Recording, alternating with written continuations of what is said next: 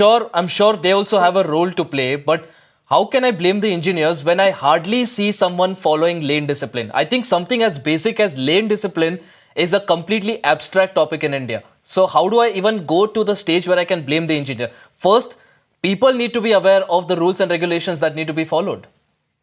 Sir, hardly on our in when I'm discussing about the cities infrastructure, hardly there is a proper this lane marking in the cities. Our engineers knows only the straight lane marking. They are putting this straight lane marking. But whenever they are reaching to a crossing, to a roundabout, to the exit from a highway or entering to the highway, they forget the lane marking, and these lane markings are not proper as per IRC codes. And I'm very meaningfully, I'm telling, almost 95% lane markings are faulty at road, this divide or this cuts, crossings, roundabouts, and exit and entries from the highway.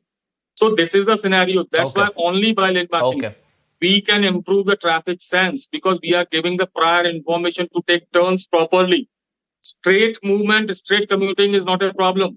But whenever you are reaching to a certain point and you want to exit from some roads to another direction, then you need to be informed priorly, at least 200 or 100 meters before.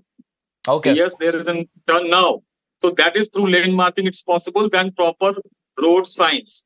In any city, I'm telling very frankly, we don't have the proper signs. Anurag ji, we'll carry on with that point, but Shailesh ji also wants to make a point here. Shailesh ji, what exactly can be done here? Because we can very easily blame the government here. You heard what Mr. Anurag here is also saying about all the faulty lane markings and everything. The government claims that they're doing a lot to reduce the number of road accident-related deaths. What are the steps being taken by the government? See, let's come back to the people who are using the road. My always point towards this has been that what people are doing about it. See, you said 43% of the, unwanted deaths has happened due to road accidents, right? So if you see the figure of 1.53 lakhs, 1.65 lakhs, 1.59 lakhs, it is 60% plus, which is happening because of irresponsible behavior. Government is wrong, I know. Systems are wrong, I know. But the people also need to be right. That is what my point is. Why people are not right is because they do not know what is right and what is wrong. My point is very straight and simple. The day we would start doing the principle rightly move on the road, the scene would be different altogether. 60% of the road crashes, in fact, what happens is because of irresponsible behavior.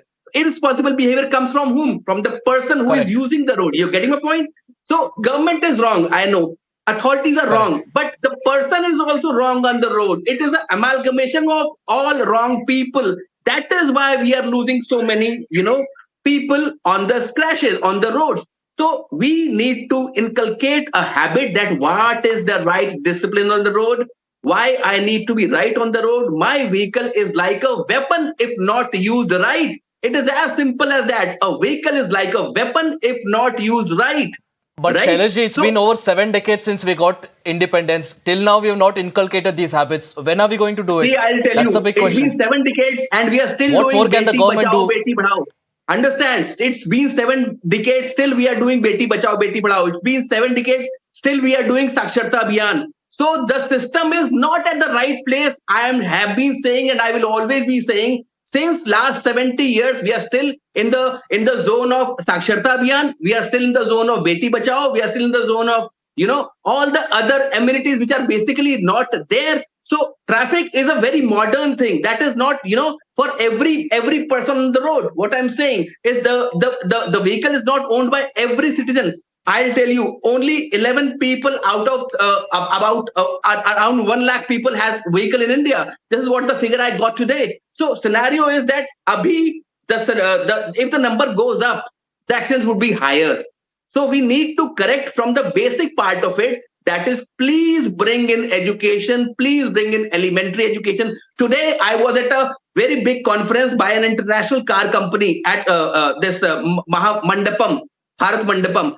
There I saw so many things. They have just plans. All the people have plans. Nobody is executing. This was my take from that event. My point is, please let us understand the importance of knowledge. Let us understand the importance of discipline. Let us understand the importance of my education, that how I need to behave on the road.